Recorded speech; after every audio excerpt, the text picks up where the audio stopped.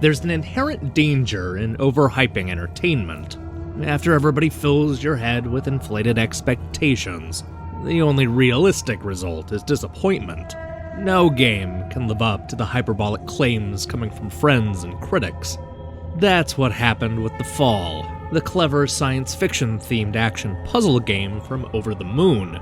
After its initial release on PC and Wii U, I watched my colleagues rave about this indie, even going as far as to call it one of the year's best.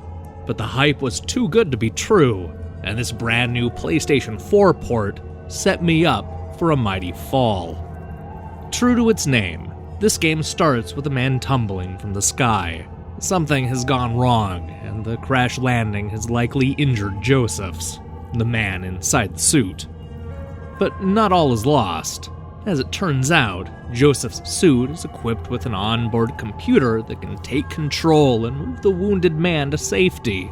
You control the ARID, the artificial intelligence tasked with finding medical attention for Josephs. Unfortunately, they've landed on a hostile planet filled with robots, and it looks like the doctor is out. The good news is that ARID has full control over the suit's arms, legs, and body, so all it needs to do is find a working gun and the exit. At its core, The Fall is a cross between Metroid-style open-world action games and the graphic adventures so common to the PC in the 1980s and 90s. The trusty suit walks around a connected world, scouring for items to pick up that it can use to solve puzzles.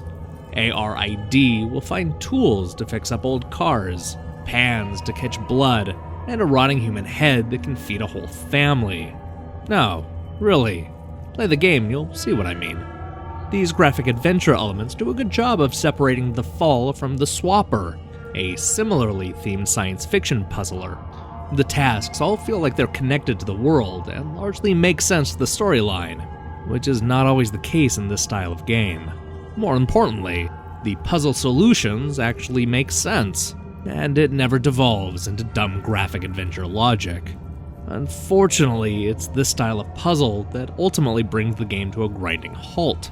After an incredible opening full of action and intrigue, The Fall quickly begins to run out of steam. After learning the ropes, the story eventually traps you in a large testing chamber where you're asked to clean house, prepare meals, tend to the baby, and other mundane tasks. The concept is good, but you end up spending half the game in this one area. The Fall has a hard time regaining the momentum after this pit stop. It was during this testing chamber when I started to question some of the game's other mechanics. I noticed that The Fall has a bad habit of introducing new ideas and then immediately dropping them. For example, the opening makes a big deal out of camouflaging the suit in order to solve puzzles, but unless you decide to sneak up on guards, this mechanic is never used again. And this isn't the only time the game seemingly forgets what it tells you. It's a disappointing mix of puzzles that never feel fully baked. When you're not picking up the items to complete tasks, The Fall will have you fighting off an army of robot attackers. The combat is never especially thrilling, and it often feels like it's there to pad out the 3-hour running time. The problem is that it never changes. Oh, sure, you're given an upgrade halfway through the adventure, but all that does is let the ARID shoot faster. These battles are a diversion at best, and a frustrating nuisance at worst.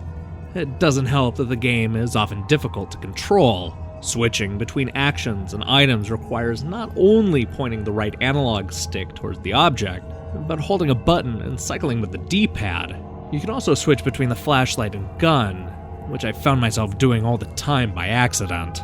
This is especially bad when you're locked in one of those dumb robot shootouts. Even after I mastered the control's quirks, I was left scratching my head wondering why it was mapped like that in the first place. To the game's credit, I was captivated by the science fiction story and the atmospheric look. It hides a lot in the shadows, and I was in love with the style from the opening scene. The electronic soundtrack beats in the background as if to remind you that Joseph only has a few minutes to live. The characters are big, and I found much of the alien world to be intoxicating. I was a little let down by the cliffhanger ending, but at least the conclusion was satisfying. As much as I love the world they've created, I can't help but feel disappointed by Over the Moon's debut game. It's visually arresting, and the graphic adventure elements are unique, but it never fully reaches its full potential. It discards gameplay elements and doesn't go far enough to expand the graphic adventure elements. After expecting greatness, I was let down to find out that The Fall is merely pretty good.